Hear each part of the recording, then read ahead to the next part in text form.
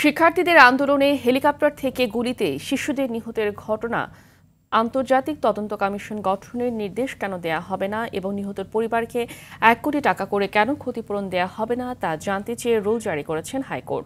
বৃহস্পতিবার বিচারপতি শেখ হাসান আরিফ ও বিচারপতি মোহাম্মদ বজলুর রহমানের হাইকোর্ট বেঞ্চ এই আদেশ দেয়।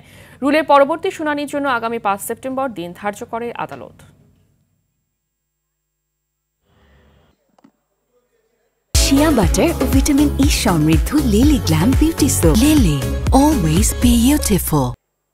আমি বলি না, ওই ক্ষতিপূরণের ইমিডিয়েটলি বসবেন এবং সিদ্ধান্ত গ্রহণ করবেন। অ্যাটর্নি জেনারেল সাহেব বললেন যে এই মামলাটা আমি টপ প্রায়োরিটি হিসাবে দেখব এবং আমাদের দাবির সাথে তিনি একমত পোষণ করছেন। রাষ্ট্রের সর্বোচ্চ আইন কর্মকর্তা হিসাবে তিনি বিষয়টা সরকারের উচ্চ পর্যায়ে তিনি পলিসি লেভেল উপস্থাপন করবেন এবং ৫ তারিখের মধ্যে মাননীয় আদালতকে অবগত করবেন এবং সেদিন কি আদেশ হবে।